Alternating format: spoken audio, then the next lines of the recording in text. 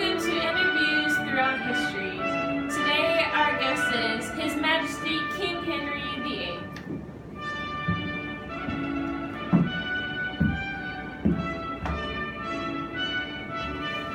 Good morning. Good morning.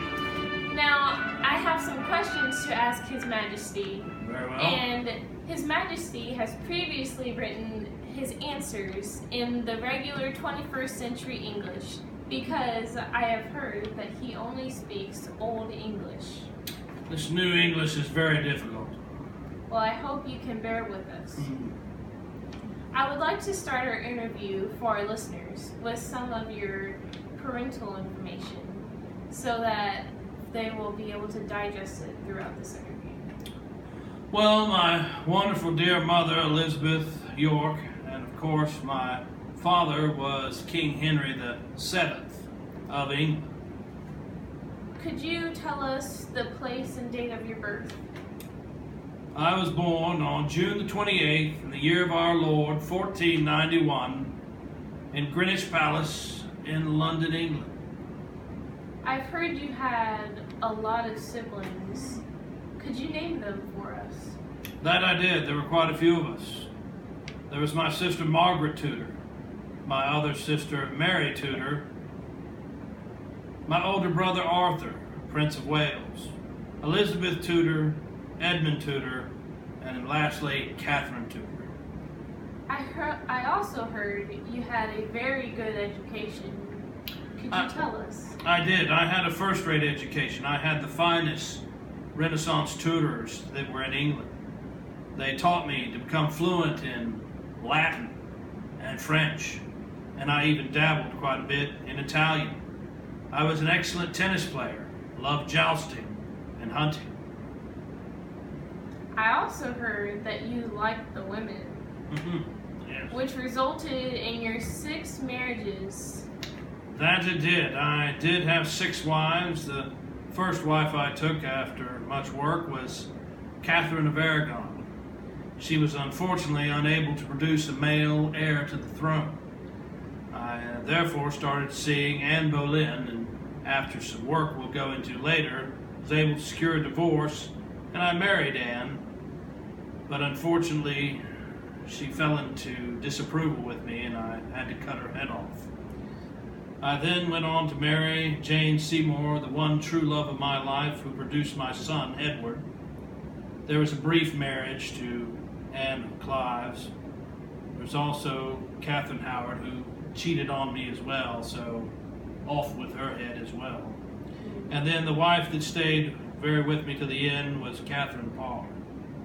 Did you have any children resulting from these marriages, especially a son? I did. I had 3 children altogether. There was Mary Tudor, Elizabeth, and my son Edward. All 3 of my children became monarchs of England. Of course. I'm sure you're very happy about that. Absolutely. Proud father. Now that we've gotten the personal information out of the way, I would like to move on to the society and what was happening during your lifetime. Well, there were many things happening during my lifetime. There was the problem with Reformation in the church. As a leader, I encouraged intellectual thinking and the humanist education. I also followed Plato's principles and considered myself a Renaissance man when it came to education and architecture. I was a defender of the faith, and I was devout to my faith as an early man. But we have to remember that in society of those days, the way it was I was the king. I was at the top of the chain. Below me were the church and my vassals. I there consolidated a strong central authority in England. And having already gone over the governmental authority and your relation with society in that answer, I'd like to move on to your position in society, which you may have mentioned. That I did. Of course, I'm the king. I'm an absolute monarch. I'm at the top of the chain. Below me is the church and the gentry and the aristocracy. Below them are the laborers and the peasants. Therefore, in this period of history, as you can see, I'm supreme at the top. Everybody owes their allegiance to me. Right. Now that we've done that, I'd like to move But on. I did need to mention before we move on that when I was king, I did have trusted advisors. I had Wolsey, I had the Duke of Norfolk, and I had Cromwell as well. Below them were the Privy Council, who I listened to from time to time. Right. Now, how do you think you were remembered by historians? Well, historians have been both kind and cruel to me over the years. Probably, unfortunately, I'll be remembered for some of the things that happened in the later part of my life, which I was thought to be somewhat of a womanizer and a brute. But as I said, those were things that came on later in life. In my early life, I was considered very good looking. I was intelligent. I was even considered benevolent to some, and I was good at almost everything that I did, including hunting, jousting, and tennis. Later on in my life, unfortunately, I got older, but when I was young, I had a 32-inch waist. I was very good looking. But by the time of my death, I had swollen somewhat to 54 plus inches in girth. What did you think were the importance of your contributions to this time, and what were the results of your actions? Excellent question. The main thing is that England became a world power. We went from an insignificant divided nations, and by my internal constraints, I formed us into one centrally organized nation that was able to go against any nation on the face of the planet. Very powerful. Yeah, I thought so as well at the time. Breaking with papal authority, I got rid of the power of Rome. I created the Church of England, which I am the head. Of course, I did that to secure some divorces from wives. I'm considered the father of the English Navy. I showed and ordered many advancements in shipbuilding and administration of the Navy and in naval warfare techniques. As I said before, I created a strong, central-powered England with me at the helm. I was the first English king to be called Your Majesty because I wasn't about to be upstarted by that Holy Roman Emperor Charles. I also created a stable coinage as well that helped the economy of the country. Very impressive. What did you think were any rewards or public recognitions that you would have received? And if so, what would?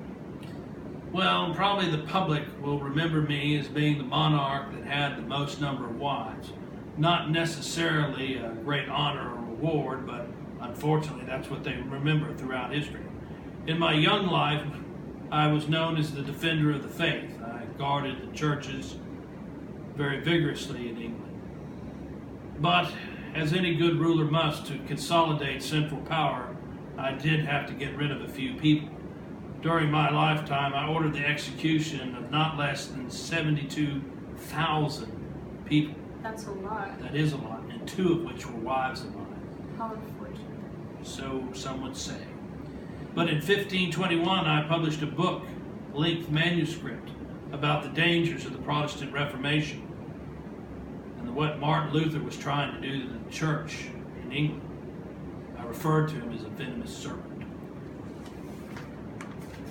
I would like to end this interview with your resolution or your conclusion of your life. Well, unfortunately, we all must go, but I'll tell you one thing. I made sure that my wife, my one true love, Jane Seymour, and I were going to be buried together to spend eternity. How sweet. A true love story. There was a church cardinal that had purchased a large, very ornate sarcophagus made out of black marble. I always envied it. And so I made sure that I confiscated it from him and I put it in the chapel of St. George in Windsor Castle so that my wife, Jane Seymour, and I could be buried in the same place. Very impressive. And spend all eternity together. But as a middle-aged man of my mid-50s, my body was filled with pus-filled boils, and I was possibly suffering with what you would probably call today gout, too much good living. I'd also received a devastating wound from a jousting tournament that ulcerated and never healed. That, plus my increasing body mass due to binge eating, made it very difficult for me to get around, and therefore I sat in the castle most of the time. On January the 28th, in the year of our Lord, 1547, at the very young age of 55, I died in London, and as I told you, I'm buried in St. George's Chapel in Windsor Castle, next to my one true love, Jane Seymour. And I was succeeded on the throne by my son Edward. And you've got to remember that Elizabeth went on to be a great monarch as well, even though she had some problems with her sister. Very true. Thank you very much. It's been my pleasure to be back in history once more.